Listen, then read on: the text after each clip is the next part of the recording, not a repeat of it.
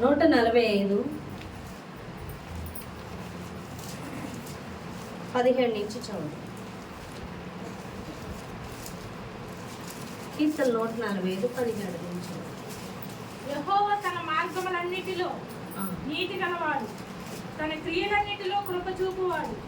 తనకు మొరపెట్టు వారికి అందరికీ, తనకు నిజముగా మొరపెట్టు వారికి అందరికీ యెహోవా సమీపముగా ఉన్నాడు. తన యందు భయభక్తులు గల వారి కోరిక ఆయన నెరవేర్చును. వారి మొర ఆలకించి వారిని రక్షించును. యెహోవా తను ప్రేమించు వారందరినీ కాపాడును. అయితే భక్తిహీనులందరినీ ఆయన నాశనము చేయును. చాలమ్మా, హల్లెలూయా. యెహోవా తన మార్గములన్నిటిలో నీతి గలవాడు, తన క్రియలన్నిటిలో కృప చూపువాడు. తనకు మొరపెట్టు వారందరికీ తనకు నిజముగా మొరపెట్టు వారికి అందరికీ యెహోవా సమీపముగా ఉన్నాడు. తన యందు భయభక్తులు గల వారి కోరిక ఆయన నెరవేర్చును. వారి మొర ఆలకించి వారిని రక్షించును. యెహోవా తన్ను ప్రేమించు వారందరినీ కాపాడును. అయితే భక్తిహీనులందరినీ ఆయన నాశనము చేయును. హల్లెలూయా. యెహోవా తన మార్గములన్నిటిలో నీతి గలవాడు. హల్లెలూయా. ఆయన మార్గాలన్నిట్లో ఆయన ఎలా ఉన్నాడంటండి? నీతి గలవాడుగా ఉన్నాడు. ఎక్కడైనా మనకి ప్రపంచంలో న్యాయం దొరకదేమో, ఎవరు చెప్పిన తీర్పు అన్నా కరెక్ట్ ఉండదేమో, కానీ దేవుడు చెప్పే తీర్పు కానీ న్యాయం కానీ ఎలా ఉంటుందంటే వేలెత్తి చూపించలేము. ఎవరిని ఎలాగా దీవించాలా ఆయనకి తెలుసు. అర్థమవుతుంది. ఆయన అన్యాయస్తుడు కాదు, ఆయన నీతి గలవాడై ఉన్నాడు. ఆయన క్రియలన్నింటిలో కూడా మన ఎడల ఆయన ఏం చూపిస్తున్నాడు? కృప చూపిస్తున్నాడు.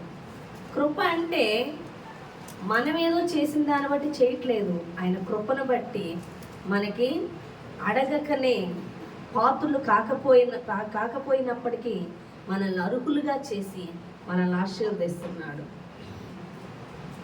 తనకు నిజముగా మొరపెట్టు వారికి అందరికీ యెహోవా సమీపముగా ఉన్నాడు. నిజముగా మొరపెట్టు వారందరికీ దేవుడు ఎలా ఉన్నాడు?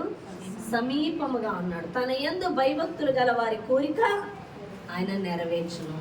వారి మొర ఆలకించి వారిని రక్షించును. హల్లెలూయా. ఖచ్చితంగా దేవుడు అంట ఆయన యందు భయభక్తులు గల వారి కోరిక నెరవేరుస్తాడంట. హల్లెలూయా. వాళ్ళ మొర దేవుడు ఆలకిస్తాడంట. ఆయనకి నిజంగా మొరపెట్టేవారు మొర ఆలకిస్తానని దేవుడు మాట్లాడతాడు. ఈ ప్రార్థన ఆలకించలేదు అంటే నువ్వు మొరపెట్టావా? ఆలకిస్తానని ఆయన వాగ్దానం ఇచ్చాడు. ఆయన ఇచ్చాడు అంటే అది నెరవేర్చక అది నెరవేరకుండా పోదు. ఆయన ఏమంటున్నాడంటే నాకు నిజముగా మొరపెట్టు వారి మొర నేను ఆలకిస్తాను. మొరపెట్టు వారందరికీ కూడా సమీపముగా ఉన్నాను. వారు పిలిస్తే పలికే అంత సమీపంగా ఉన్నా. నాకు దగ్గరగా ఉండి నేను పిలిచినప్పుడు మీరు పలకాలి కదా, దగ్గరగా ఉండండి అని. మనం పిల్లలు దూరంగా ఉన్నాం, నాకు దగ్గర ఉండి పిలిచినప్పుడు పలికేలా అంట. అలా దేవుడు మనం మొరపెట్టినప్పుడు అంటే చాలా సమీపంగా ఉంటాడంట. అంటే మనకంత దగ్గరగా ఆయన మనం అడిగే ప్రతిదీ కూడా చేయటకు అంత సమీపంగా ఉంటాడంట. హల్లెలూయా. అయితే యెహోవా తను ప్రేమించు వారిని అందరినీ కాపాడును. హల్లెలూయా. యేసు ప్రభువు వారు ఏమని చెప్తున్నారు? దేవుడు పరిశుద్ధాత్మ దేవుడు తను ప్రేమించు వారందరినీ కూడా దేవుడు ఏం చేస్తాడంట? కాపాడతాడంట. హల్లెలూయా. చూడండి, ఈ దినాన సమస్య ఎక్కడంటే ముందు మనం యేసయ్యను ప్రేమిస్తున్నామా?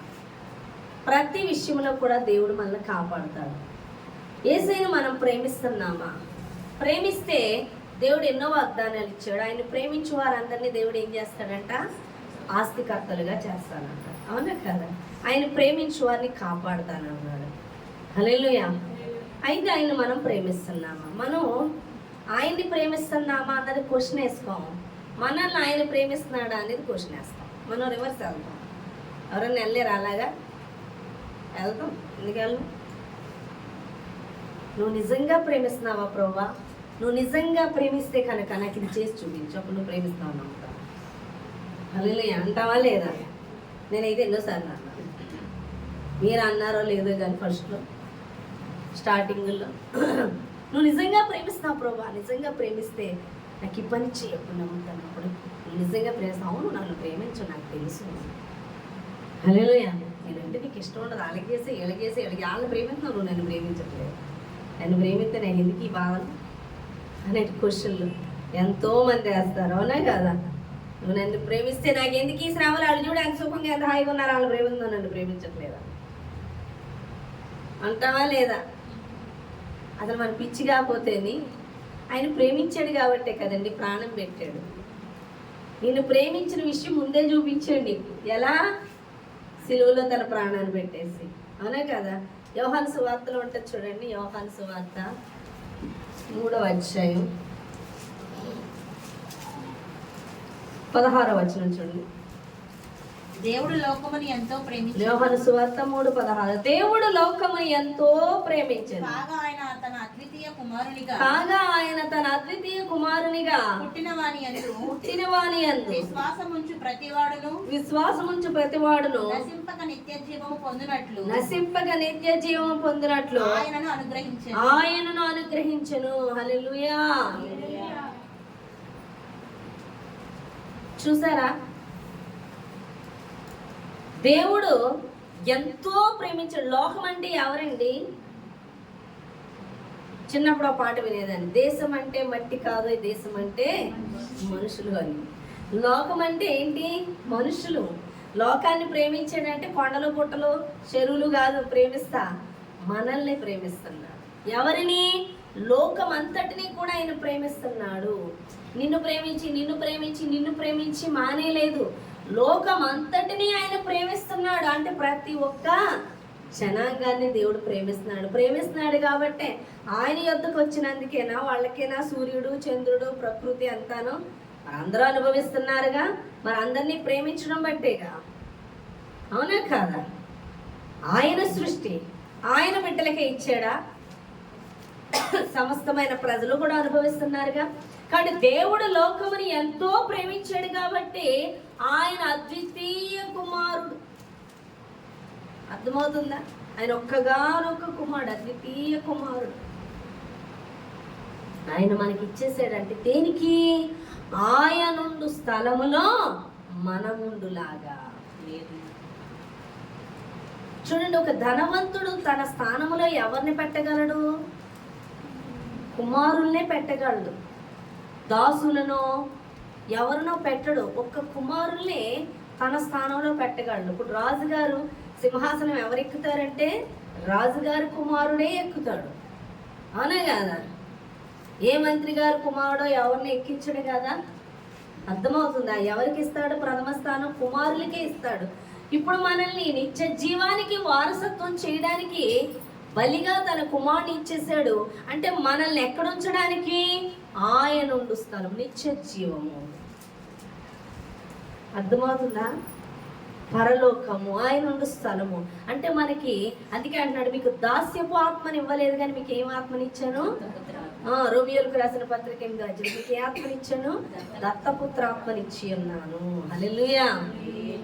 మనకి దాస్యపు ఆత్మని ఇవ్వలేదు, కుమారులు అనే ఆత్మనిచ్చి ఉన్నాడు. అంటే ఆయన వంతు ఏం చేశాడు? నేను నిన్ను ప్రేమిస్తున్నానని ప్రాణం పెట్టాడు నీకోసం నిత్య జీవం ఇచ్చాడు. ఇన్ని ఇచ్చాక దేవుడిని నువ్వు ప్రేమిస్తున్నావా? చెప్పండి. దేవుణ్ణి ప్రేమిస్తే ఖచ్చితంగా ఆయన వాడిని అన్ని విషయాల్లో కాపాడవాడు.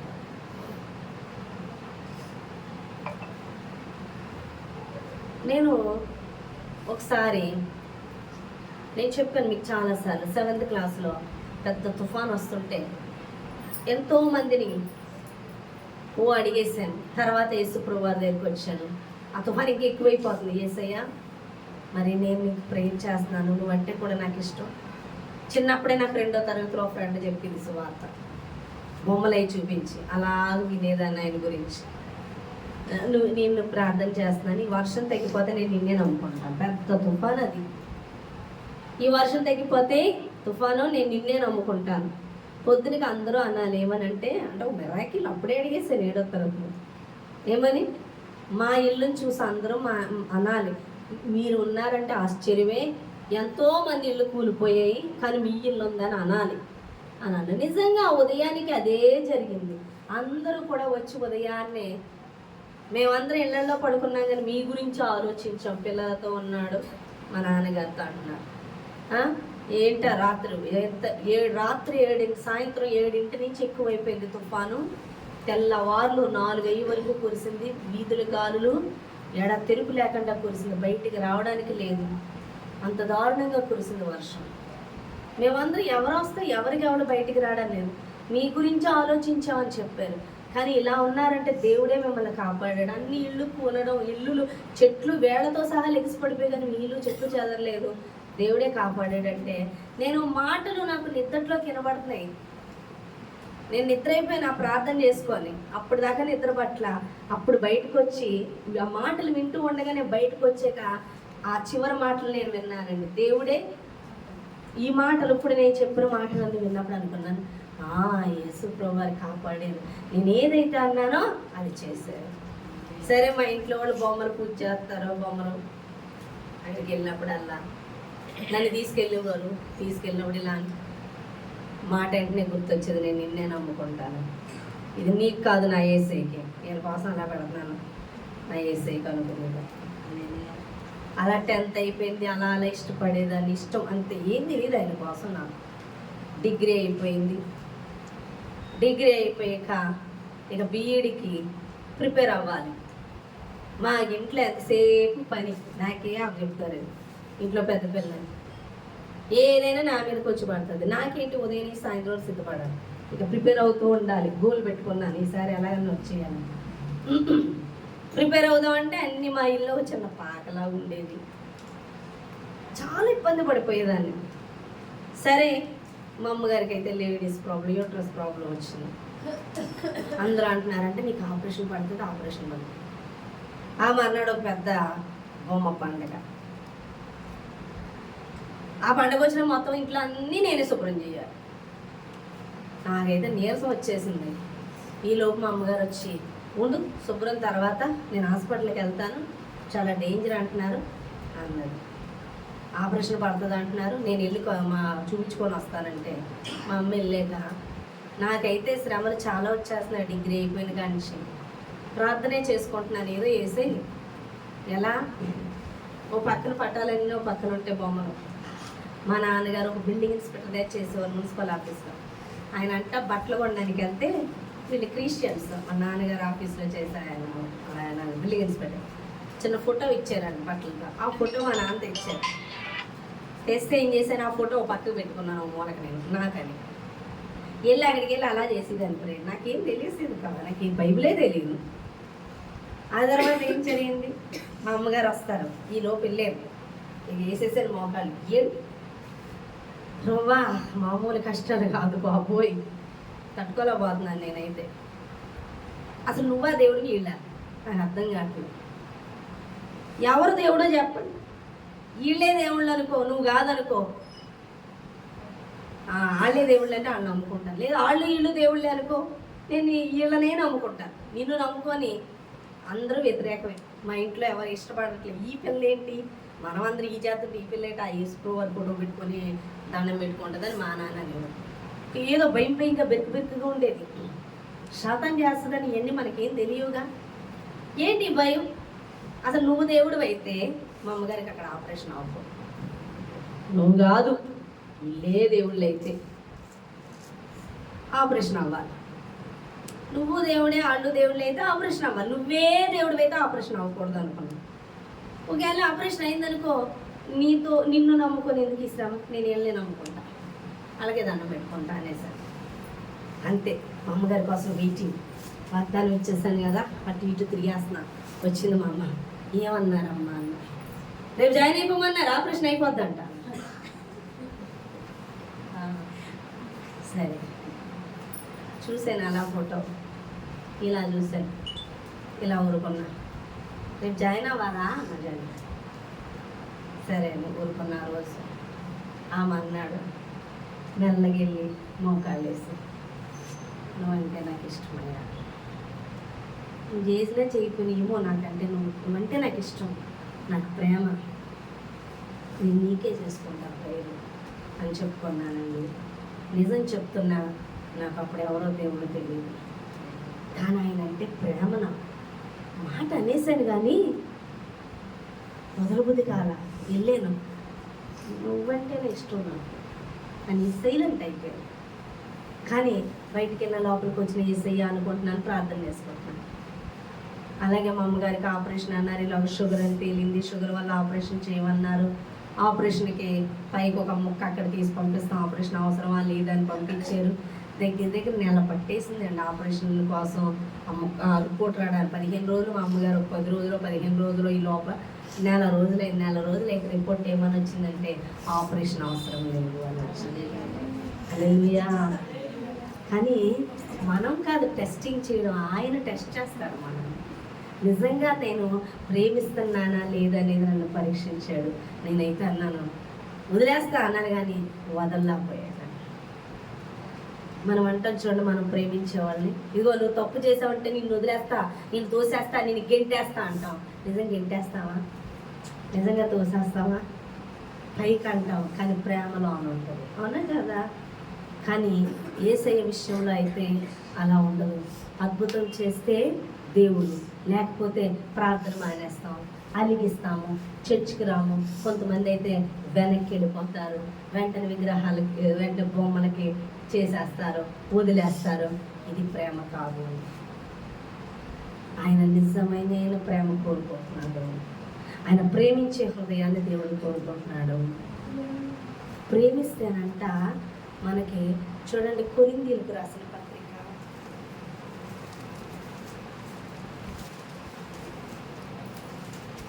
13వ అధ్యాయం 4వ వచనం. కొరింథీయులకు రాసిన మొదటి పత్రిక 13వ అధ్యాయం 4వ వచనం. కొరింథీయులకు రాసిన మొదటి పత్రిక 13వ అధ్యాయం 4వ వచనం. ప్రేమ దీర్ఘకాలము సహించును, దయ చూపించును. హల్లెలూయా. ప్రేమ ఏం చేస్తుంది? సహిస్తుంది. నువ్వు నిజంగా యేసయ్యని ప్రేమిస్తే ఆయన కోసం నువ్వు ఎటువంటి శ్రమలన్నా భరిస్తావు. అపోస్తలులు ఏం చేశారు? పేతురాళ్ళందరూ యేసయ్యని ప్రేమించారు. అందుకే ఆయన ప్రేమ వారి శరీరాలను కూడా వాళ్ళు ప్రేమించుకోలేదు, వాళ్ళు కూడా ప్రేమించుకోలేదు, వాళ్ళకన్నా యేసయ్యనే ఎక్కువ ప్రేమించారు. అందుకే ఆయన కోసం ప్రాణాలు సైతం అర్పించేశారు. హల్లెలూయా. హతసాక్షులు అయిపోయారు దేవుడి కోసం. ఒక అపోస్తలే కాదు, ఇప్పటికీ చాలా మంది ఆయన నిజంగా ప్రేమించేవారు హతసాక్షులు కూడా అయిపోతున్నారు. అంతగా దేవుణ్ణి ప్రేమించేవాళ్ళు ఉన్నారు, అంతగా దేవుని కోసం నిలబడేవాళ్ళు ఉన్నారు. ప్రేమ అనేది సహిస్తుంది. మొన్న ఒక అమ్మాయికి నేను బాప్తిసం ఇచ్చాను. ఆ పాపపు జీవితం జీవించింది. అమ్మాయి ఒప్పుకుంది కూడా, బహిరంగంగా ఒప్పుకున్న అమ్మాయి. పాపపు జీవితం. అయితే కొద్ది రోజుల నుంచి అమ్మాయి అంది, మమ్మీ గారు నా పాపాలన్నీ దేవుడు ఒప్పుకోమంటున్నాడు, అయితే జెంట్స్ ఉన్నారు, నాకు సిగ్గేస్తుంది, మీ దగ్గర ఒప్పుకుంటాను. సరే అమ్మా, ఒప్పుకుంది కొన్ని పాపాలు. నేను పాపాలు నువ్వు ఒప్పుకుంటే చాలురా, దేవుడు క్షమిస్తాడు, ఆయన అన్నిటికీ జ్ఞాపకం చేసుకోడు అని నేను చెప్పాను. అమ్మాయి లోబడింది. అక్కడి నుంచి ఎక్కువ దేవుణ్ణి ప్రేమిస్తున్నట్టుగా ఫీల్ అవుతుంది. నేను చూసేదాన్ని కానీ నేనేమి అంత మామూలుగా వాకింగ్ చెప్పడం మనం అంత. రీసెంట్గా అమ్మాయి బాప్తిస్మానికి సిద్ధపడింది, బాప్తిస్మం తీసుకున్నాక నైట్ ఇంటికి వెళ్ళి ఆ అమ్మాయి రాత్రంతా నిద్రపోలేదంట. యేసయ్యా నిన్ను ప్రేమిస్తున్నాను, యేసయ్యా నిన్ను ప్రేమిస్తున్నాను, యేసయ్యా నిన్ను ప్రేమిస్తున్నానని చాలా సమయం వరకు నిద్రపోలేదంట. ఇవే అంటూ ప్రార్థన చేసుకుందంట. తర్వాత పడుకున్నట్టుంది, కళ వచ్చిందంట. కల్లో ఈ అమ్మాయి ఒక చెట్టు కింద, ఒక ఇసుక ప్రాంతం అంటే ఒక చెట్టు కింద మురికి బట్టలతో కూర్చొని ఉందంట. అక్కడికి ఒక పెద్ద ఆయన వచ్చాడు. వచ్చాక నేను నువ్వు యేసయ్యని ప్రేమిస్తున్నావా అంటే ప్రేమిస్తున్నాను అని చెప్పిందంట. ఎంత ప్రేమిస్తున్నావు అంటే చాలా ప్రేమిస్తున్నాను అని చెప్పిందంట.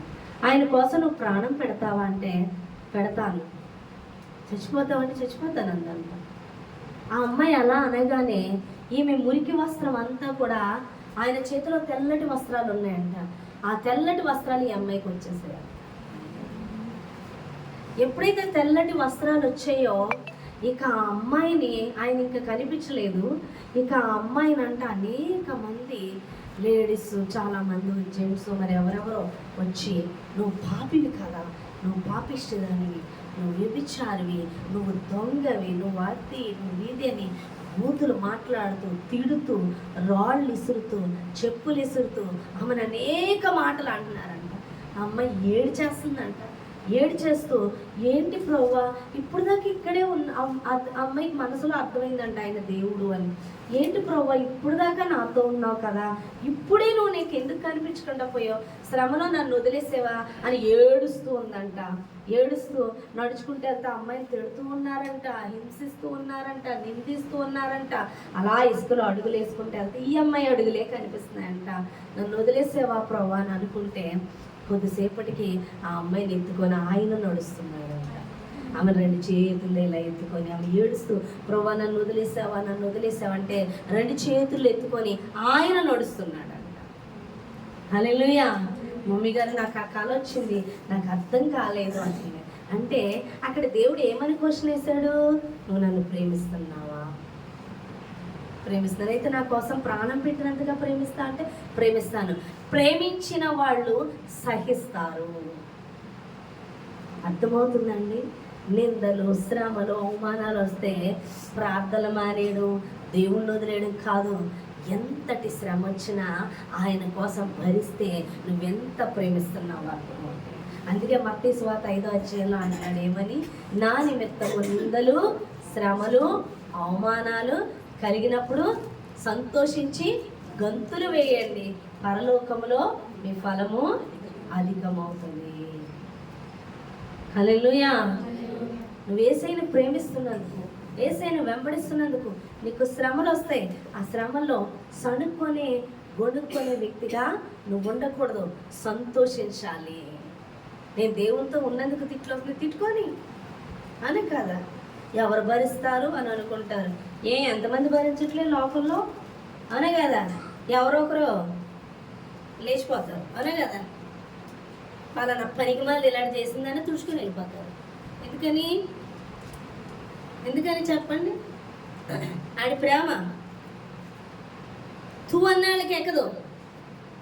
కానీ మరి మన యేసయ్య ప్రేమ ఎందుకు నిన్ను అంత బాధించేస్తుంది? వాళ్ళు ఒకరికొకరు ప్రేమలో ఉన్నారు మత్తుగా అనే కదా. ఆడి ప్రేమ దీని కళ్ళు మూసేసింది, దీని ప్రేమ ఆడి కళ్ళు మూసేసింది. తిట్టినా, కొట్టినా, చంపేసిన వాళ్ళకి ఆహా అంటారంట అనే కదా. మరి నువ్వు నిజంగా యేసయ్యను ప్రేమిస్తే మరి ఆనందించాలిగా, అవునా కదా? ఆయన ప్రేమించినప్పుడు, ఆయన నిమిత్తం నీకు నిందలు, అవమానాలు, శ్రమలు వచ్చినప్పుడు మరి నువ్వెందుకు ఏడుస్తున్నావు అంటే ప్రేమించట్లేదా? వాళ్ళకి ప్రేమలో ఉన్నప్పుడు తిట్టినా, కొట్టినా చావడానికైనా సిద్ధమైపోతారు. అది నిజమైన ప్రేమని వాళ్ళు ఫీల్ అవుతారు. ఇద్దరు కలిసి పోతారు నరకానికి. కానీ ఈ ప్రేమ మన నిత్య జీవానికి తీసుకెళ్తుంది. మరి ఈయన్ని ప్రేమించినప్పుడు నీకు ఎందుకు బాధ, ఎందుకు ఏడుస్తున్నావు అంటే ప్రేమించట్లేదా? ప్రేమిస్తే సంతోషిస్తావుగా. నువ్వు ప్రేమించినప్పుడు ఆయన గురించి, ఆయనతో ఎక్కువ సహవాసం చేస్తావు. అర్థమవుతుందా? ప్రేమించిన వాళ్ళు ఆయనతో సహవాసం చేస్తారండి, ప్రేమించిన వాళ్ళు చేయలేరు. ప్రేమిస్తే నువ్వు ఎవరిని ప్రేమిస్తావో వాళ్ళ దగ్గర ఎక్కువ ఉండడానికి ఇష్టపడతావు. నువ్వు యేసయ్యని ఎక్కువ ప్రేమించావు అనుకో, ఆయనతో సహవాసం చేయడానికి ఇష్టపడతావు. నీకెవరో వాక్యం చదువు అనే కదా. ఈ రోజుల్లో పిల్లలు ఎంత మెచ్యూరిటీగా ఉంటున్నారో. ఇంట్లో పనులు చేయడం రాదు, అన్నం వండడం రాదు, ఇంట్లో శుభ్రాలు చేయడం రాదు. పెళ్ళి అవగానే అన్నీ వచ్చేస్తాయి. వంట చేయడం వచ్చేస్తుంది, బట్టలు చేయడం వచ్చేస్తుంది అనగా అన్ని పనులు వచ్చేస్తాయి. ఎందుకని? ప్రేమ. అర్థమవుతుందా? అన్నీ వచ్చేస్తాయి కదా, ఎవ్రీథింగ్ చేసేస్తారు. మరి యేసయ్య విషయంలో యేసయ్య నువ్వు నిజంగా ప్రేమిస్తున్నావా? పుట్టింటి నుంచి హాస్టల్లో జాయిన్ చేస్తే చదువుకోవడానికి ఏడ్చేస్తారు, కొద్ది రోజులు దూరంగా ఉంటే ఏడ్చేస్తారు, పెళ్ళి అవగానే చెక్కేస్తారు. అప్పుడు గుర్తురారా? రారు. ఎందుకని? ప్రేమించిన వ్యక్తి అక్కడ ఉన్నాడు కాబట్టి. మరి యేసయ్యను ప్రేమిస్తే, నువ్వు నిజంగా ప్రేమిస్తే నీకెందుకు గుర్తు వస్తున్నారు? నువ్వు నిజంగా ఆయన ప్రేమిస్తే ఆయన సహవాసంలో నువ్వు గడుపుతావు, ఆయనతో ఉంటావు. నీకు వాక్యం చదువు అని చెప్పక్కర్లొద్దు, నువ్వే చదువుతావు. ప్రార్థన చెయ్యని ఒకళ్ళు చెప్పక్కర్లొద్దు, నువ్వే అందులో గడుపుతావు. చర్చికి వెళ్ళు అని నీకు ఎవరో చెప్పక్కర్లొద్దు, నువ్వే చేస్తావు. ఎందుకంటే ఆయన్ని ప్రేమిస్తున్నావు. నువ్వు ఏది ఇష్టపడుతున్నావో అక్కడ ఉండడానికి నువ్వు పరుగులు ఎత్తుతావు. ఆయన నిజంగా నువ్వు ప్రేమిస్తే నువ్వు పరుగులు ఎత్తుతావు. ఆయన ప్రతి మాట మీద కాన్సన్ట్రేషన్ పెడతావు. ప్రతి మాట, ఈరోజు ఎంత వాక్యం చెప్పినా ఎంత కూడా ఎక్కదు. నువ్వు నిజంగా ఆయన్ని ప్రేమిస్తే ప్రతి మాట కూడా నీకు ఎలాంటిది? ముత్యము వంటిది. ముత్యము వంటిది. ప్రతి మాట కూడా నువ్వు జాగ్రత్తగా వింటావు. నేను దేవుని ఎరిగినప్పుడు, మా ఇంట్లో ఎవరు ఎరగినప్పుడు, ఏదో 2-3 వారాలకు ఒకసారి ఏదోలా కుదిరితే పారిపోయేదని చర్చి. మా ఆత్మీయ తల్లి కూడా దగ్గరికి వెళ్ళింది. దేవుడు మాట్లాడిన ప్రతి మాట వినేదాన్ని. స్టార్టింగ్ నేను విన్నప్పుడు చాలా శ్రద్ధగా ఏం చెప్తారు ఆయన చెప్తారని చూసారు కదా, దేవుడే మాట్లాడతాడని వినేదాన్ని ఆశగా. దేవుని తెలుసుకున్న కొత్తలో బైబిల్ చదవడం, బైబిల్ అంటే ఏంటో తెలుసుకోవడం. ఆ వ్యక్తి మాట్లాడుతూ ఉంటే ఆయన అన్నాడు, నేను ఇక్కడికి వచ్చే ముందు దేవుడిని అడిగాను, దేవుడు ఈ మాటలు చెప్పమన్నాడంటే అది నాకు ఎంత కాన్సన్ట్రేషన్ పెట్టేశానో దాని మీద, ఆ మాటల మీద. దేవుడు మాట్లాడతాడా? ఇక్కడికి ఏం చెప్పాలో చెప్తాడా? మరి నాతో కూడా మాట్లాడతాడా? నేను కూడా అనుకోలోకి వెళ్ళొచ్చా? అంతే, వచ్చిన కానీ ఇంక సేవకురాలు తినేసాను అంతే. నాతో మాట్లాడతాడా? మాట్లాడతాడు. మాట్లాడాలంటే ఏం చేయాలి? ఏం చేస్తే మాట్లాడతాడు? ఎలా ఉంటే మాట్లాడతాడు? పరిశుద్ధంగానా? ఎలాగా? మనసులో నేను పరిశుద్ధంగా లేనే, ఏం చేయాలి? ఎలాగా? ఆయన ఎలా ఉండమంటే నేను అలా ఉంటాను. ఆయన స్వరం కోసం చెప్పిన ప్రతిదీ వెంటనే చేసేసాను ఆయన మాట్లాడడం కోసం. సంఘంలో కొంతమంది పిల్లలు ఉండేవారు. చర్చికి వెళ్ళినప్పుడు వాళ్ళందరినీ ఎలా చూసేదానంటే ఆనందంగా చూసేదాన్ని. అబ్బాయిలు ఎంత అదృష్టవంతులో, వీళ్ళు చక్కగా దేవుని ప్రేమిస్తున్నారు, వీళ్ళని దేవుడు ప్రేమిస్తున్నాడు, వీళ్ళకి ప్రార్థన వచ్చు, వీళ్ళకి పాటలు వచ్చు, వీళ్ళకి దేవుడు మాట్లాడతాడంట. నాకేమీ రాదు. నేను ఎలాంటిదాన్ని అంటే ఆయన వ్యక్తిని కాదు, నేను ఎవరో బయట వ్యక్తిని నేను ఫీల్ అయిపోయేదాన్ని. వాళ్ళందరూ దేవుని బిడ్డలని ఫీల్ అయిపోయేదాన్ని. ఇంటికి వచ్చి ఏడిచేదాన్ని. ప్రభా నన్ను ప్రేమించవా? నాకు తెలియదు ఇలా ప్రేమిస్తున్నాడు, నా కోసం ప్రాణం పెట్టాడని నాకు తెలియదు. ప్రభా నన్ను ప్రేమిస్తున్నావా? నాకు నువ్వంటే ఇష్టమయ్యా. వాళ్ళందరూ ప్రార్థన చేస్తున్నారు, నాకు రాదయ్యా అని ఏడ్చేదాన్ని. అందులో ఒక అమ్మాయి టింకు అని ఒక పాప, చాలా వైలెంట్ అమ్మాయి. ప్రార్థన అంటే ఆ అమ్మాయికి ఇస్తారు.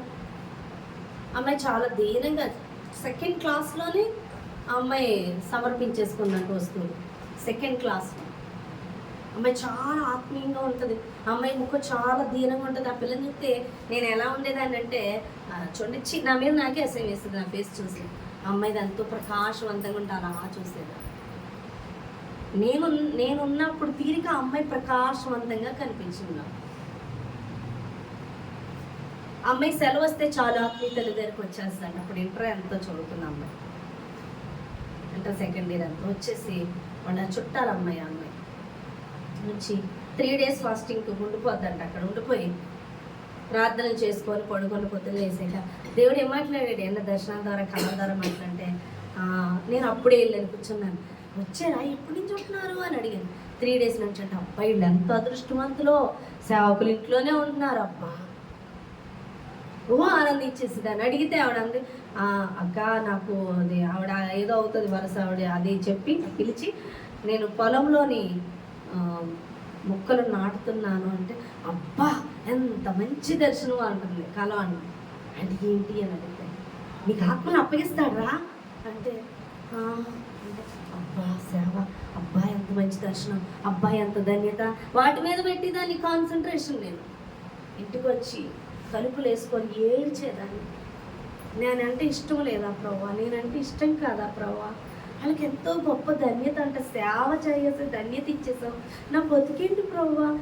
నీకు ఎలా ఇష్టం, నీకేమి ఇష్టం, నువ్వు ఏది వదులుకోమంటే అది వదిలేసుకుంటా, నువ్వేం చేయమంటే అది చేస్తానని దేవునికి వెంటనే బైబిల్ చదివేయడం మొదలు పెట్టేశానండి. ఇంట్లో కూర్చొని మత్తయి సువార్త పట్టుకొని కూర్చొని చదవడం, అర్థమని కాదు అండర్లైన్ చేయడం, బుక్లో రాసుకోవడం, అంత శ్రద్ధగా బైబిల్ చదవడం మొదలు పెట్టాను. మీకు తెలుసా, టింకు అమ్మాయి పరిచర్య అప్పగించడం కాదు, మొదటగా నాకు అప్పగించాడు దేవుడు. విస్తారమైన పరిచర్య అప్పగించాడు. నేను అభిషేకించబడి అదే చర్చ్లో నేను సాక్ష్యం చెప్తుంటే నా చుట్టూ అందరూ ఊగేశారండి. హల్లెలూయా! ఎంత గొప్ప ధన్యత, ఎంత గొప్పగా దేవుడు మీతో మాట్లాడాడు, ఎంత అభిషేకం, ఆ ముఖం చూడి ఎలా వెలిగిపోతుందో అన్నారు. హల్లెలూయా! హల్లెలూయా!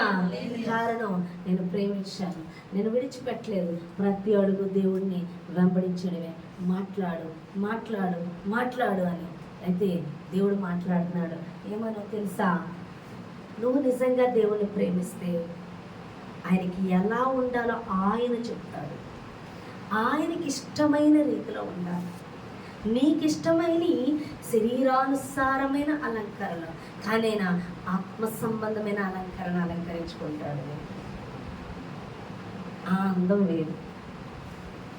నువ్వు పైనుంచి కింద దాకా దిగేసుకున్నా నువ్వు అందంగా కనపడు. కానీ ఆయన అలంకరిస్తాడే ఆత్మీయ అలంకరణ. ఆ ఆత్మీయ అలంకరణ ఆ ముఖంలో కాంతితో నింపేస్తుంది. హల్లెలూయా! అర్థమవుతుందా మీకు? ఆ ఆత్మీయ అలంకరణ ఆయన మనకిస్తాడు. ఆయన్ని ప్రేమించినప్పుడు ఆయన అలంకరించుకుంటాడండి. ఆయన కృపావరాలతో అలంకరిస్తాడు, ఆత్మ ఫలాలతో నింపుతాడు, ఆత్మీయ వరాలతో మనల్ని నింపుతాడు. అంతేకాదు, మనం ఆయన్ని ప్రేమించినప్పుడు మనం శరీరంలో దేనికి కూడా లొంగకూడదు. ఈ రోజున నీకు ఒక 50,000 వస్తున్నాయి, ప్రభుత్వం ఏదో పథకం పెట్టిందంటే ఈరోజు ప్రార్థన ఉంటుంది. క్వశ్చన్ వేస్తాడు దేవుడు, నీకు ఆ 50,000 కావాలా, ప్రేయర్ కావాలా? ప్రభా ప్రేయర్ మళ్ళీ వెళ్తాం, ఏమని పాస్టర్ గారు తర్వాత వస్తాను, మరి 50,000 కొంచెం చాలా అర్జెంట్ అని మరి వెళ్తాను. కానీ దేవుడు క్వశ్చన్ వేస్తాడు, ఏది నీకు కావాలి, నేనా డబ్బులా? ఆ తూచి విన్నట్టుగా వెళ్ళిపోతుంటాం. అంటే ప్రభు మరి నా బాధలు తెలుసు కదా, నా పరిస్థితి తెలుసు కదా, మరి ఏమనుకోకు, మరి నేను చాలా ప్రార్థనలో కుదిరి మళ్ళీ వచ్చేస్తాను ప్రేయర్కి, లేకపోతే అటు వచ్చేస్తాను ఇటు వచ్చేస్తాను, నేను ఏదో ప్లానింగ్లు అన్నీ ఇచ్చి వెళ్ళిపోతాం. నీకు ఇచ్చే 50,000 దేవుడి కోసం అయితే 1,00,000 ఇస్తాడు. ఆ బొర్లింపు ఉండాలి. అది వదులుకుంటే నీకు 100 రెట్లైనా ఇవ్వగలడు. ఆ విషయం నీకు తెలుసా? మీకు? నువ్వు వదిలేస్తే నీ గుప్పులు లేవు, కానీ ఆయన గుప్పులు విప్పితే నీ కోసం అది ఎంత ఉంటుందో తెలుసా? పట్టజాలనంత విస్తారమైన సమృద్ధి. కానీ మనం అంటాం నీకు కాదు దానికే అంటాం. అప్పుడు దేన్ని ప్రేమించినట్టు? హల్లెలూయా! దేవుడు ప్రతిదీ మాట్లాడతాడు. ఏదన్నా నేను కాన్సన్ట్రేషన్ పెడితే నాకన్నానా అని అడుగుతాను. నీకన్నా కాదు ప్రభా. మరి అంటే రోజు సమర్పించుకోవడానికి ఆయన కన్నా ఏది ఎక్కువ కాదండి. ఈరోజు నిలబడడానికి నువ్వు నన్ను ప్రేమిస్తున్నావా? ప్రేమిస్తున్నాను, అందుకే పేతురు గొర్రెలు అప్పగించాడు. ప్రేమించేవారు కావాలి. ప్రేమిస్తున్నానని చెప్పి నీ శరీర కార్యాలకి నువ్వు పరుగులు ఎత్తుతున్నప్పుడు అది ప్రేమ కాదు. నువ్వు శరీరంలోనే ఉన్నావు. కానీ నువ్వు నిజంగా ప్రేమిస్తే నువ్వు ఆత్మలో బలపడిన వ్యక్తిగా ఉంటావు, శరీరాన్ని జయించిన వ్యక్తిగా ఉంటావు. నాకు ఎన్ని పోరాటాలు వచ్చాయో తెలుసా? జాబ్ విషయంలో పోరాటం, ఆర్థిక పరంగా పోరాటం, అనారోగ్య పరంగా పోరాటం, మనుషుల విషయంలో పోరాటం.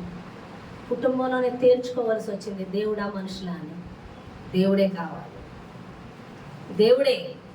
ఆయన కోరుకొని వచ్చిన వాళ్ళే నాకు కావాలి, ఆయన కోరుకున్న వాళ్ళే నా దగ్గర. ఆయన వద్దనుకుంటే వద్దు, ఎందుకంటే ఆయన నేను ప్రేమిస్తున్నాను. ఇలా చూపించిందే అంతగా కానే కాదు. చూడండి, మీరు ఎవరైనా హృదయపూర్వకంగా మిమ్మల్ని ప్రేమిస్తే వారి ఇంట్లో ఉండగలుగుతారు. మీరు పైకి నటిస్తూ లోపల హృదయంలో ప్రేమించకపోతే, ఆంతర్యములో లెక్కలు చూసుకుంటే, లేకపోతే మనల్ని ఏదో ఆశించి ప్రేమిస్తే వాళ్ళ దగ్గరికి వెళ్ళబుద్దేస్తుందా? చెప్పండి.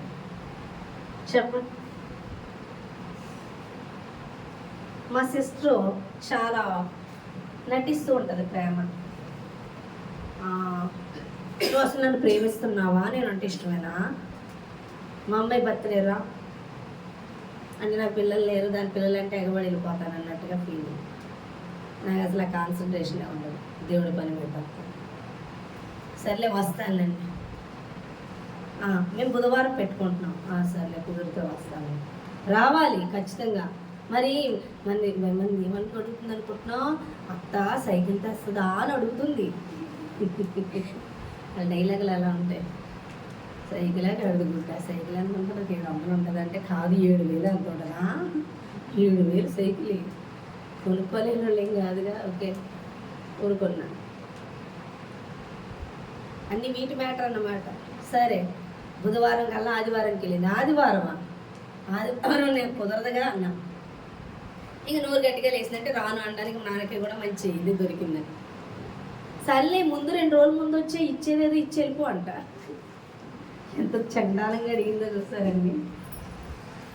ఇచ్చేదేదో ఇచ్చి వెళ్ళిపోవాలంట 2 రోజుల ముందు వచ్చి, అంటే పిలిచేది అందుకన్నమాట. హృదయాల్లో అన్న ప్రేమ ఉందా, అవునా కాదండి? అలాంటి ప్రేమలు ఉంటాయి. దేవుడు అలాంటి ప్రేమలు కాదు కోరుకోలేదు. నిజంగా యేసు కోసం నిలబడే ప్రేమలు కావాలి, ఏదో ఆశించి వచ్చే ప్రేమలు కాదు. ఆయన కోసం నువ్వు నిలబడినప్పుడు నీకు ఆర్థికంగా ఇబ్బందులు వచ్చాయా, విడిచిపెట్టిన హృదయం ఉండాలి. ఎటువంటి సమస్య వచ్చినా ఆయన కోసం కమిట్ అయ్యేవా, వెనక్కి అడుగనేది వేయకూడదు. పరీక్షిస్తాడు. ఆ అమ్మాయి కళలో అదే చూపిస్తున్నాడు, తనని ప్రేమిస్తుంది, ప్రాణం పోయేలాగా నేను ప్రేమిస్తానంది. పరీక్షించడం. హల్లెలూయా. కానీ తను ప్రేమించే వారిని ఏం చేస్తాడు దేవుడు, విడిచిపెట్టాడు, కాపాడుతాడు. నేను కాపాడబడ్డాను, నేనేమో నాశనం అయిపోలేదు. చేసే ప్రతిదీ నన్ను అడిగేవాడు, కమిట్మెంట్ ప్రతిదీ. నువ్వు నన్ను ప్రేమిస్తున్నావా, అలంకరణగా ఎవరు ఉండాలి, నువ్వే. మరి ఎందుకు నేను ఎంత కమిట్ అయ్యి నేను ఎంత సమర్పించుకున్నానో నాకు తర్వాత తెలిసింది. ఇదంతా కూడా దానికి సంబంధించింది. ఎవరికి, అపవాది గారికి. ఎప్పుడైతే దాని సంబంధమైందో అది నన్ను బంధిస్తూ దాని అధికారం నా మీద చూపెట్టడం వల్ల దేవుడు మన ద్వారా పని చేయడం మానేస్తున్నాడు. ఎప్పుడైతే నా హృదయంలో పూర్తిగా ఆయన ప్రేమకు అప్పగించుకున్నానో ఆయన కంఫర్టబుల్గా మనలో ఉండడమే కాకుండా మన ద్వారా ప్రభావంగా పనిచేస్తాడు. ఎందుకంటే ఆయన ఒక వాగ్దానం ఇచ్చాడు, ఏమని అంటే, నువ్వు నన్ను నమ్మితే నాకన్నా నువ్వు అద్భుతాలు చేస్తావా అన్నాడు. చేశారు, అపోస్తులు చేస్తూ ఉన్నారు ఇంకా చాలా మంది. అయితే వాళ్ళు శరీరంలో లేరు, ఆత్మలో ఉన్నారు. వాళ్ళు శరీరానికి లోబడిన వాళ్ళు కాదు, వాళ్ళు దేవునిలో ప్రేమలో పడిపోయిన వాళ్ళు, ఆయన కోసం ప్రాణమైన ఏదైనా ఇచ్చేస్తారు.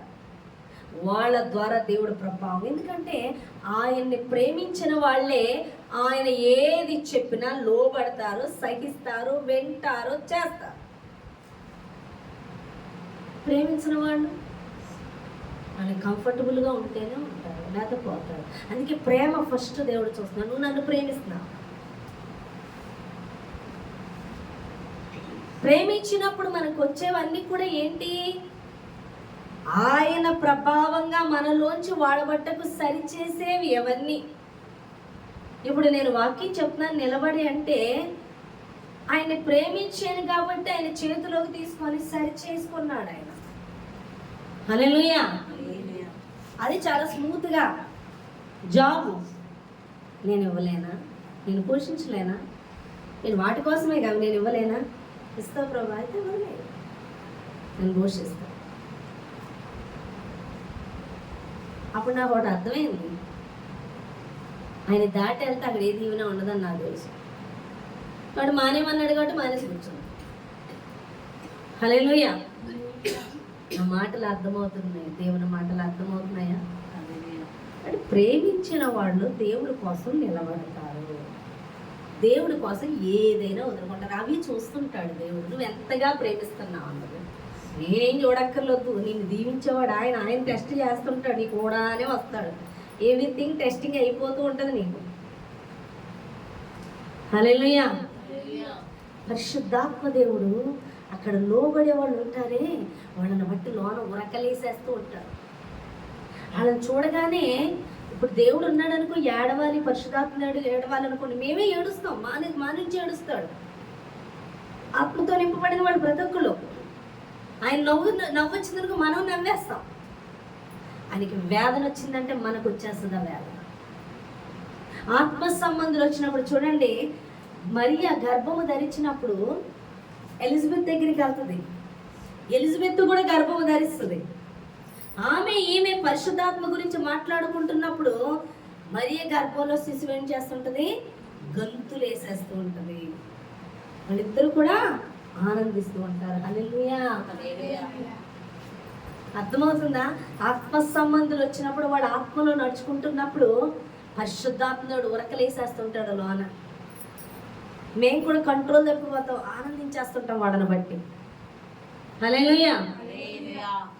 కానీ ఆత్మతో నింపబడకుండా దేవునికి విరోధంగా వెళ్తున్నాడు అనుకో, వాడు సమీపిస్తున్నాడు, పిండేస్తుంటది హృదయం, దుఃఖపరుస్తున్నాడు. ఎందుకంటే పరిశుద్ధాత్ముడు చూస్తున్నాడు మీ ప్రతి మూమెంట్. ఇక్కడ ఆయన నలిగిపోతూ ఉంటాడు. ఆయన చెప్పాలంటే మనకి వినపడవుగా స్వరాలు, మనకి చాలా స్వరాలు వినపడుతుంటాయి, అవునే కదా? ఎన్ని స్వరాలు, బయటికి వెళ్తే ఎన్ని స్వరాలు వినపడుతుంటాయో మనకి.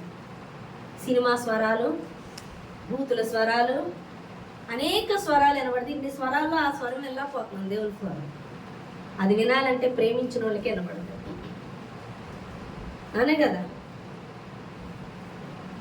ఎంత మందిలో ఉండేయండి, మనకి ఇష్టమైన వాళ్ళు ఫోన్ చేస్తారంటే ఎక్కడున్నా రింగ్ వినబడిపోతుంది, పరిగెత్తుకొచ్చాడు. ఎంత మందిలో ఉన్నా మనకి ఇష్టమైన వాళ్ళు పిలిస్తే వినబడుతుంది. ఎందుకని? ప్రేమిస్తున్నాం కాబట్టి కాన్సన్ట్రేషన్ వాళ్ళ మీద ఉంది. నువ్వు నిజంగా దేవుని ప్రేమిస్తే నువ్వు ఎక్కడున్నా ఆయన స్వరం స్పష్టంగా వినగలవు. నాకు వినబట్లే అంటే నీ చెవుల్లో చాలా స్వరాలు వెళ్ళిపోయి, నీ హృదయంలో చాలా ప్రేమలతో నిండిపోయి. నిన్ను ప్రేమించుకోవచ్చు, నువ్వు ఎవరినైనా లోకాన్ని ప్రేమించవచ్చు, డబ్బుని ప్రేమించవచ్చు, ఏదైనా ప్రేమించవచ్చు, కానీ ఆయన మీద ప్రేమ లేదు. కానీ ఆయన్ని ప్రేమిస్తే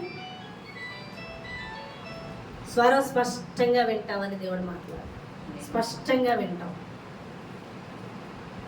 ఒకళ్ళు దేవుడు మాట్లాడతాడంటే బైబిల్ చదవడం రాదు, చదవడానికి టైం లేదు, ఏది మాట్లాడటానికి అంటే. ఏ బైబిల్ చదివాడేంటి అబ్రహాము? ఏ బైబిల్ చదివాడేంటి హానోకు? ఏ బైబిల్ చదివాడండి నోవహు? మరి ఆడతో మాట్లాడలేదా దేవుడు? 300 ఏళ్ళు హానోకు దేవుడితో నడిచాడు అంటే మాట్లాడుకున్నారుగా వాళ్ళిద్దరూ, అవునా కదా? విన్నారా లేదా స్వరం? నువ్వు దేవుని పరిచర్య చేయడానికైనా, వాక్యంలో నడవడానికైనా స్వరం వినాలి. మరి ఎందుకు బైబిల్ ముద్రించాడంటే ఇప్పుడు చాలా స్వరాలు వచ్చేసాయి. ఇన్ని స్వరాల మధ్య, ఇన్ని ఒత్తిళ్ళ మధ్య ఖచ్చితంగా బైబిల్ దగ్గర ఉండాలి నువ్వు. హల్లెలూయా. అర్థమవుతుందా? అప్పుడైతే ఏముంది అండి, నోవహు కాలం అప్పుడు ఇలా డీజే బాక్స్లు అవి ఉన్నాయంటారా? బ్రేక్ డ్యాన్స్లు ఉన్నాయంటారా? చెప్పండి. హానోకు కాలం అప్పుడు మనుషులే తక్కువ, అవునా కదా? ఇన్ని రంగురంగుల చీరలు ఉండేయా? అందరూ గోలు సంచులు ఎలాంటివో కట్టుకునేవారు అంతే, అవునా కదా? కళామందిర్, ఆర్ఎస్ బ్రదర్, ఇన్ని చీరలు లేవు, ఇన్ని బాధలు లేవు. అప్పుడు బిజీ లైఫ్. అప్పుడంతా ఫ్రీ టైం. వాడు దేవుడు స్వర్గంలో నీ దొంగిలించడానికి చాలా బిజీ చేసేస్తున్న శాతాను. చేతిలో ఫోన్ ఇచ్చేసింది, అనే కదా? వైఫై అంటే ఎంత కష్టమో తెలుసా మీకు? అప్పుడు వైఫై పెట్టుకుంటే అది సమాధానం దాని చుట్టూ కూర్చునేవారు వైఫై కోసం అని ట్రోల్స్, జోక్స్ వేసేవారు, అవునా కదా? ఇప్పుడు అలా కాదు, ఫ్రీగా వచ్చేసింది, ఇచ్చేసాడుగా, నేర్పించి వదిలేశాడు అంతే. అందరి చేతిలోని కూడా ప్రపంచం అంతా చేతిలోకి వచ్చేసింది. పొద్దున్న నుంచి రాత్రి వరకు చూసినా చూడవలసినవి ఎన్నో ఉంటున్నాయి ఫోన్లోనే, అవునా కదా? 5 నిమిషాలు బైబిల్ చదివితే ఎంతో చదివినట్టు, ఒక 2 బేరాలు చదివితే ఫీల్ అయిపోతాం. గంటల కొద్ది ఫోన్, ఏంటి ఇన్ని గంటలు చూసేనా ఫోన్ అనుకుంటాం, అవునా కదా? అంటే శాతాన్ని ఎంత రాక్కుంటుందో ఆలోచించుకో. అప్పుడు నువ్వు దేన్ని ప్రేమిస్తున్నావు? లోకాన్ని, ఫోన్ని తప్ప దేవుడి కానే కాదు కదా. నువ్వు దేవుడితో గడిపితే నీకు సమయం తెలియకూడదు, నువ్వు వాక్యం చదువుతుంటే నీకు సమయం తెలియకూడదు. అర్థమవుతుందా? ఉదయం నుంచి సాయంత్రం వరకు నీకు ఖాళీ ఉందా? తెల్లవాళ్ళు చదువు వాక్యం, దేవుని యొక్క శక్తి ఏంటో కమ్ముకోవడం నువ్వు చూస్తావు, ఆ ప్రభావం ఏంటో నువ్వు చూస్తావు. ఇది 5 నిమిషాలు 10 నిమిషాలు కాదు, నువ్వు గంటల కొద్ది గడుపు చూడు, ఆయన అనుభవిస్తావు ఆయన శక్తిని. నేను స్కూల్కి వెళ్ళేదాన్ని, రోజు 1 వీక్ వెళ్ళి ఏడ్చేశానండి, నేను దేవునికి దూరం అయిపోతున్నానని. ఏడ్చి నేను రానని చెప్పి హాఫ్ డే వెళ్ళి హాఫ్ డే గడిపేదాన్ని. అది చాలే, ఫుల్లే మానేశాను. నేను దేవుడితో ఎక్కువ గడిపిన మనశ్శాంతి ఉండేది. నా హృదయపూర్వకంగా నేను ఆరాధన చేసుకోలేదాన్ని, హృదయపూర్వకంగా వాకించాను. పొద్దుని సాయంత్రం అప్పుడైపోయింది ఆ టైం అనిపించేది నాకు. ఉదయం 9 నుంచి సాయంత్రం 7 వరకు కూర్చునేదాన్ని. అయినా ఇంకా ఎంతో చదవవలసింది, అయినా ఇంకా ఎంతో తెలుసుకోవాల్సింది, ఇంకా ఆయనతో గడపవలసింది ఎంతో ఉండేది. ఇప్పటికీ 5 నిమిషాలు 10 నిమిషాలు ఏంటి, విరిగిన కత్తితో యుద్ధం చేయగలం అని చెప్పండి. హల్లెలూయా. నువ్వు నిజంగా యేసయ్యను ప్రేమిస్తే ఎక్కువ సమయం ఆయనతో గడుపుతావు, లోకాన్ని ప్రేమిస్తే లోకంతో గడుపుతావు. ప్రేమించిన వాళ్ళు సహిస్తారు, దేవుడు మాట్లాడతాడు. నువ్వు ఎప్పుడైతే దేవుడితో మాట్లాడతావు, నిన్ను ప్రతిదీ ఆయన అడుగుతాడు విడిచిపెట్టమన్నాయి. నువ్వు విడిచిపెడితే అది నీ మేలుకే. ఎందుకో తెలుసా? శరీరానుసారమైన ప్రతిదీ విడిచిపెట్టేలాగా, ఆత్మ సంబంధంగా కట్టేలాగా దేవుడు నిన్ను మలుచుకుంటాడు. ఎప్పుడైతే నువ్వు ఆత్మ సంబంధిగా కట్టబడతావో, నీలో సంపూర్ణంగా ఆయన మీద ఫుల్ ప్రేమతో ఏదైనా వదులుకుంటానని ఆయన కోసం నేను నిలబడతావో, నీలో ఆయన ప్రభావంగా నీలో నుండి పనిచేస్తాడు, శక్తివంతంగా పనిచేస్తాడు. ఏది కూడా నీ ప్రేమ అనేది అడ్డుండదు. పూర్తిగా ఆయన ప్రేమిస్తున్నావు కాబట్టి ఆయన ప్రభావంగా పనిచేస్తాడు. ఆ రోజు అపోస్తుల మీద పనిచేశారంటే వాళ్ళు ఎంతగా ప్రేమించారంటే ప్రాణం పెట్టినంతగా పెట్టేశారు ఆయన మీ కోసం ప్రాణం. అందుకే వాళ్ళ దగ్గర ప్రేముడు ప్రభావంగా పనిచేశాడు. దేనికే చోట్లేదు. సాధు సుందర్ సింగ్ గారు దేవుణ్ణి ఎరిగాక కోటాను కోట్ల ఆస్తి, మనం ఆస్తుల కోసం చాలా మంది దేవుడి దగ్గరకు వస్తున్నారు. సమస్తాన్ని విడిచి దేవుని సువార్తను ప్రకటించడానికి వెళ్ళిపోయాడు. యేసయ్య గురించి తెలిసాక సమయం వృధా చేయకుండా సువార్త చెప్పడానికి వెళ్ళిపోయాడు. మరి అన్నాను, అబ్బో దారిలో నేను పోషం పడడానికి అని అన్న పట్ల పట్టుకొని వెళ్ళాడా? వాళ్ళ నాన్నకి ఎంతో అవమానం అయిపోయి ఇంటికి పిలిపించి అన్నంలో విషయం కలిపి పెట్టేశాడంట. తండ్రి ప్రేమతో వచ్చి తినేశాడు. సగం దూరం వెళ్ళాక ఫాదర్ గారి ఇంటి ఎదురుగుండా పడిపోయాడంట. అతను లోపలికి తీసుకెళ్ళి అతనికి వచ్చి వైద్యం చేసేక చనిపోవలసినోడే బతికాడు ఆయన. ఇంకా ఆయన సువార్త ఇంకా దేశాలు రాష్ట్రాలు పట్టుకొని సువార్తకి వెళ్ళిపోతూ ఉన్నాడు. ఆయనతో అన్నాడంట వాళ్ళ తండ్రి, నీకు చిల్లి గవ్వ కూడా ఇవ్వను అంటే, నాకు ₹1 కూడా వద్దు అన్నాడంట. సరే ఇది డబ్బు కూడా లొంగట్లేదు, రూపాయి ఇవ్వనంటే అని కూడా, సరే ఇలా మరదల్ని ఇచ్చి పెళ్లి చేస్తానంటే చేయనంటే లొంగుతాడేమో అని, ఇంకో నీకు అందంగా ఉంటుందంట అమ్మాయి, ఆ అమ్మాయిని ఇచ్చి నేను పెళ్లి చేయనంటే నాకు ఎప్పుడో యేసయ్యతో పెళ్లి అయిపోయింది, అవసరం లేదా. అంతలా జయించాడు ఆయన దేవుని కోసం, అంత ప్రేమించాడు దేవుని. అందుకే ఆయన వెళ్ళినప్పుడు ఇప్పుడు ట్రైన్లు బైకులు అలా కాదు, ఆయన వెళ్ళే సమయంలో అడవిలోంచి వెళ్ళవలసి వచ్చేదంట. అలా వెళుతున్నప్పుడు ఆయన రాత్రికాలం ఏ మధ్యదారిలోకి వెళ్ళివాడో ఆయన చక్కగా ఒక గీత ఇలా గీసుకొని పడుకునేవాడంట. ఆ గీత దాటి పులులు కానీ సింహాలు కానీ ఏ జంతువులు కూడా వచ్చి కదంట చుట్టూ తీయండి. ఎవరు కాపుదాల.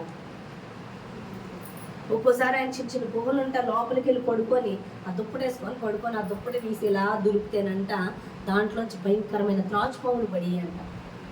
ఒక్కడు కూడా ఆయన చంపే కదంటే. ఎందుకని? ఆయనలో ఎవరున్నారండి?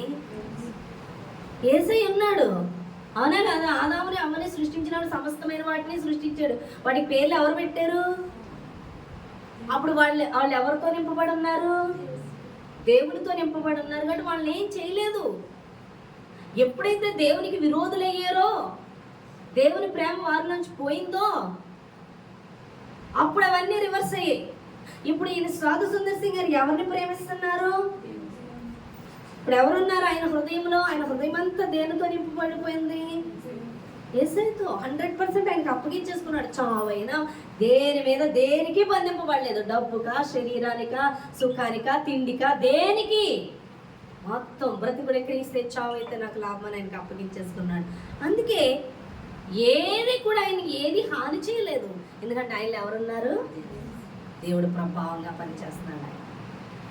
ఈరోజు నీలో నువ్వు బంధింపబడి ఉంటే నువ్వు దేన్నన్నా ప్రేమించి యేసుని గాక, నీ మీద ప్రతిదీ దాడి, శ్రమ అంటే దాడి ఎవరి నుంచి వస్తుంది? అపవాది నుంచి.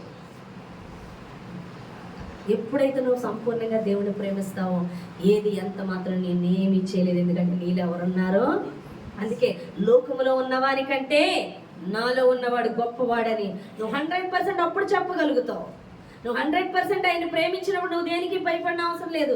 ఆ సమస్యతో మాట్లాడచ్చు, శత్రువుతో మాట్లాడచ్చు. నీలో ఉన్నవాని కంటే నాలో ఉన్నవాడు గొప్పవాడు. నా శక్తి చేత కాదు, నా బలము చేత కాదు, నేను నడుచుకుంటున్నది ఆత్మ ద్వారా. హల్లెలూయా. 100% ఆయన్ని ప్రేమించేవా, నీలో నుండి ప్రభావంగా ఆయన పనిచేయడం మొదలు పెడతాడు. ఆయన్ని ప్రేమించే వ్యక్తివా, ఆయన వాక్యం లేకుండా నువ్వు ఉండలేవు. ఆయన సన్నిధిలో గడపకుండా నువ్వు అసలు ఉండలేవు. సమయం ఎక్కడుందండి? నాకు దొరకట్లేదు సమయం. మీకు అంత దొరుకుతుందేమో నాకు బైబిల్ చదవడానికి, ఎక్కువ వాక్యంలో దేవుళ్ళలో ప్రార్థనలో ఎక్కువ గడపడానికి సమయం లేదని బాధపడుతున్నాను. అర్థమవుతుందా? వారానికి ఎంత అన్నం నేను బతికేస్తారా ఏంటి? కాబట్టి నువ్వు ఆయన నిజంగా ప్రేమిస్తున్నా ఆయనతో గడుపుతావని దేవుడు మాట్లాడుతున్నాడు. ఆయన ప్రేమించు వారిని ఆస్తికర్తలుగా చేస్తాడంట. ఆయన ప్రేమించు వారిని దేవుడు కాపాడుతాడంట. ఆయన ప్రేమించు వారు నిత్య రాజ్యంలో ఉంటారంట. హల్లెలూయా. నిజంగా ప్రేమిస్తున్నావా? ప్రేమిస్తున్నానని చెప్పుకుని శరీర కార్యాలు ప్రేమించుకుంటూ, లోకాన్ని ప్రేమించుకుంటూ, బిడ్డలను ప్రేమించుకుంటూ, కుటుంబాన్ని ప్రేమించుకుంటూ, ఇటువంటి వారిని దేవుడు ఏ ప్రేమకు బందీ అయినా దేవుడు వాడుకోడు. ప్రేమ గురించి ఆయనకి తెలుసు. నేను దేవుళ్ళకి వచ్చిన కొత్తలో మా అన్నయ్య అంటే పిచ్చి ప్రేమ, పిచ్చి. నా దృష్టిలో పెద్ద హీరో. అలాంటి మా అన్నయ్య వివాహం చేసుకున్నాక మమ్మల్ని చాలా దూరం పెట్టాడు. అయినా మా అన్నయ్య మీద ప్రేమ చావలేదు. నేను మాత్రం దేవుడు తెలుసుకున్నా. మా అన్నయ్య పెళ్ళయ్యాక మమ్మల్ని కొంచెం దూరం పెట్టబోదు, నాకు కొంచెం ఫ్రీడమ్ వచ్చింది, నేను చక్క దేవుడు వెళ్ళిపోయింది. అయితే వచ్చాడు, కానీ మా అన్నయ్య మీద ప్రేమతో మా అన్నయ్య వచ్చాడని ఇంటికి ఎందుకుంటే వచ్చాను చూద్దామని అని ఆనందంగా వచ్చేసాను. మరి నన్ను ఎలా చూశాడంటే అసలు నాకైతే అసహ్యం వేసింది. కుక్కర్ని చూసినట్టు చూశాడు. ఇలా ఏంటి ఆ మాట ఏంటి, నువ్వేంటి, నేను ఏది మాట్లాడినా తప్ప అంటున్నాడు. ఇదేంటి ఇలా మాట్లాడుతున్నాడు? ఇలా అంటున్నా ప్రేమించాను. పూర్తిగా దేవుని వైపు, మనుషుల నుంచి, కుటుంబం నుంచి, అందరి నుంచి దేవుని వైపు 100% తిరిగి దేవుడితో గడుపుతున్నప్పుడు ప్రతి ఒక్కరి విష స్వభావం దేవుడు చూపించేవాడు, కాపాడేవాడు. దేవుడు యేసు ప్రభువు వారు ఎవరికి అప్పగించుకోలేదంట. తను ఎవరి ప్రేమకి, ఎవరి పొగడతలకి అప్పగించుకోలేదు దేవుడు. ఎందుకంటే మనుషుల హృదయాల సంగతి దేవుడికి తెలుసు, మనకి తెలీదు. వాళ్ళ మాటలకి పడిపోతాం. కానీ ప్రతి హృదయ స్వభావాన్ని మనకి బయలుపరుస్తూ ఆ ప్రేమ మనల్ని నరకానికి తీసుకెళ్తుందని, దేవుని ప్రేమ పరలోక రాజ్యాన్ని తీసుకెళ్తుందని, ఆ ప్రేమలకు బందీ అవ్వద్దు, దేవుని ప్రేమకు బందీ అవ్వమని మన మేలు కోసం చెప్తున్నాడు దేవుడు. ఎప్పుడైతే నేను దేవుని ప్రేమతో కనెక్ట్ అయ్యి ఏది నన్ను ఎంత మాత్రం పడగొట్టదు, ఆ బంధాలని నిలబడ్డానో, ఇప్పుడు మా అన్నయ్య నన్ను ప్రేమిస్తున్నాడు. హల్లెలూయా. ఇప్పుడు మా అన్నయ్య ఇష్టపడుతున్నాడు, గౌరవిస్తున్నాడు. ఎందుకని? ఆ ప్రేమ ఎంత మాత్రం దేవుని ప్రేమ నుంచి దూరం చేయలేదు. హల్లెలూయా. కాబట్టి మనమే కాదు, మనల్ని ద్వేషించే వాళ్ళైనా మనల్ని కాదు, వాళ్ళైనా దేవుణ్ణి ప్రేమించాలి. అదే నిత్యరాజ్యం. మనుషులు ప్రేమిస్తే నిత్యరాజ్యం కాదు, ఈ లోకాన్ని ప్రేమిస్తే నిత్యరాజ్యం కాదు, శరీర బంధాల్ని, శరీర అవసరాల్ని ప్రేమిస్తే కాదు, దేవుడిని ప్రేమిస్తేనే నిత్యరాజ్యం. దేవుడిని ప్రేమించిన వాళ్ళే కాపాడబడతారు. దేవుడిని ప్రేమించిన వాళ్ళు ఆస్తికర్తలుగా మార్చబడతారు. నువ్వు నిజంగా ప్రేమిస్తే ఇవన్నీ నీకు జరగాలి. ప్రేమిస్తున్నావా? దేన్ని ప్రేమిస్తున్నావు? నువ్వు నిజంగా దేవుడిని ప్రేమిస్తే ఆయన సన్నిధిలో నీకు ఆనందం తప్ప ఇంకెందులో ఆనందం దొరకదు. ఆయన వాక్యం చదవట్లోనే ఎన్ని ప్రేమ లేఖలు వేసాయి, అన్ని కొత్త నిబంధన అంతా ప్రేమ లేకండి. ఆయన ఎంత ప్రేమిస్తున్నాడో మీకోసం. చదివితే అది రుచి చూశారంటే వదలలేరు. నిజంగా ఆయన్ని ప్రేమిస్తే ఆయనతో గడుపుతాం, ఆయన వాక్యంలో గడుపుతాం, ఆయన సన్నిధిలో గడుపుతాం, ప్రతి ప్రార్థనకు వస్తాం, పరవశించిపోతాం. చాలా బాధగా ఇబ్బందిగా గడుపుతున్నావు, కష్టంగా ఉంటుందా? నువ్వు ఈయన్ని కాదు ప్రేమించేది, వేరేది అక్కడ ఉంది ప్లేస్. అందుకైనా నీ హృదయంలో ఉండట్లేదు. నీ హృదయంలో ఉండాలంటే 100% నువ్వు ప్రేమించిన వాళ్ళకి అధికారం ఇచ్చేస్తావు. మనం ప్రేమించిన వాళ్ళకి ఏమిస్తామండి? మన మీద పూర్తి అధికారం ఇచ్చేస్తాం. అర్థమవుతుందా? పూర్తి అధికారం. మనం ప్రేమించిన వాళ్ళకి మన మీద పూర్తి అధికారం ఇస్తాం. నువ్వు యేసుని ప్రేమించావా, పూర్తి అధికారం ఆయనకి ఇస్తావు. నువ్వు లోకాన్ని ప్రేమించావా, కొంచెం కూడా ఆయన్ని ఉండనివ్వు. ఆయన నువ్వు ప్రేమిస్తే ఆయన నీలోకి వస్తే నీ ద్వారా ఆయన ప్రభావంగా పనిచేస్తాడు. అద్భుతాలు, ఆశ్చర్యాలు, దేవుని రాజ్యం కట్టడం, ఆయన కార్యాలే వేరుగా ఉంటాయి. ఎలా ఉంటాయంటే పూర్తిగా దేవునికి అప్పగించుకున్న ఒక మోషే వలె, యెహోషువ వలె, అబ్రహాము వలె, దావీదు వలె వాడబడతారు, అపోస్తుల వలె. హల్లెలూయా. కానీ ఎవరిని ప్రేమిస్తున్నాను దేవుడు మాట్లాడతాడు. ఈ చిన్న మాటలు దేవుడు దీవించి ఆశీర్వదించిన గాక. ఆమేన్. ప్రార్థన చేద్దామండి. వాక్య నిమిత్తమని